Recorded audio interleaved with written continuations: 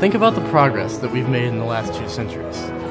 Once, we were a country for elites, for aristocrats, but now we're a true beacon for democracy, with a broader and more inclusive conceptualization of citizenry. Our prevailing emphasis of equality among the people of America when drafting the Constitution has truly come to life for everyone. The real success of this country is not that we started as a great nation, but more that we instilled a system for change that would enable us to become a great nation. I believe the desire for progress is an intrinsically American value. Over the last 200 years, we've stumbled through a lot of messes, but still, we continue to conquer the problems that surface, and all while perpetually upholding the Constitution. But the power of the Constitution is its ability to live within the society that it serves, warranted by the inclusion of the amendment process in Article 5. If there had not been an Article 5, there would not have been a Constitution, because many of the leading citizens, foremost among them Thomas Jefferson, would not have supported the Constitution without Article 5. But I know also that laws and institutions must go hand in hand with the progress of the human mind. As that becomes more developed, more enlightened, as new discoveries are made, new truths disclosed, manners and opinions change with the change of circumstances.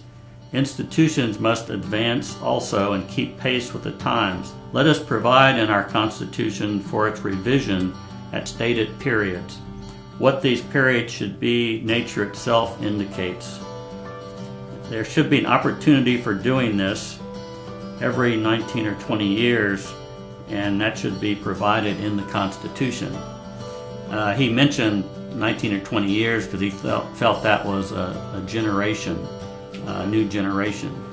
The genius of Madison and the rest of the framers was not explicitly written within the words of the Constitution, but rather in the humility embedded in Article 5, as they knew that no document they could write would solve the problems that would later surface. After experiencing the failure of the Articles of Confederation, they knew that no system could be perfect. But the real genius of the framers was that despite the collective intellect within that room, they acknowledged their own inherent imperfections and built in a system for change that would enable the evolution of a country that they created. The amendment process is a very arduous, very complicated constitutional process. We only have 27 amendments. If you consider the fact that 21st undid the 18th, we only have 25 amendments. If you consider the fact that 10 of them almost came with the Constitution, they were a condition for ratification by a number of states, then we've really only made significant changes 15 times. The United States Constitution provides 2 methods for amending. The first involves a 2/3 vote in both houses of Congress before being ratified, only if 3/4 of the states consent. There is another alternative, and that is to have a constitutional convention. The states can, if 2/3 of them, or 34 states currently, were to call for a constitutional convention, each state would then send representatives to a convention, similar to what was done when the Constitution was first written. Congress shall make no law respecting an establishment of religion, or prohibiting the free exercise thereof, or abridging the freedom of speech or of the press, or the right of the people peaceably to assemble, and to petition the government for a redress of grievances. Through the amendment process, the Bill of Rights ensured personal freedoms and liberties for all American citizens. When it is necessary, each generation has amended the Constitution. When a guarantee of free speech, or the abolition of slavery, or giving women the right to vote, all those things required a constitutional amendment. I think that the amendment process facilitates the perfecting of the Union. It acknowledges that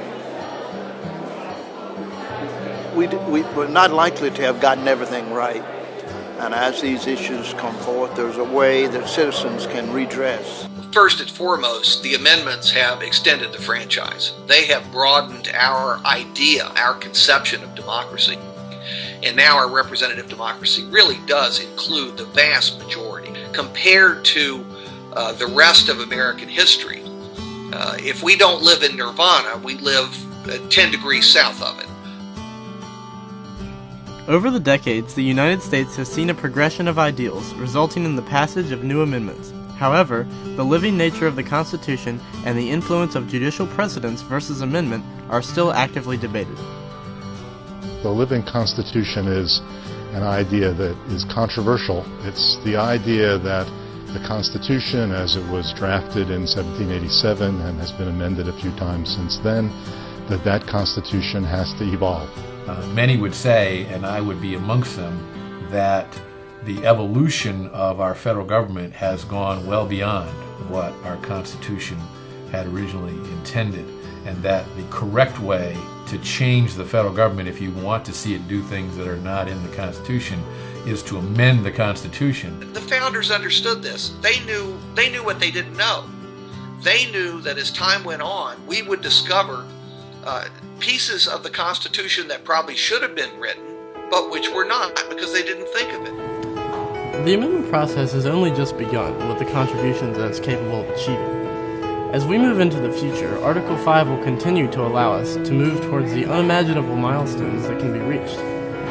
Not only do we uphold a living Constitution, but rather an eternally living Constitution, one that will always hold the American values of freedom and equality through its change. With a firm foundation set by the framers, the progress of the Constitution lives on, propelling the country onward into the next 200 years.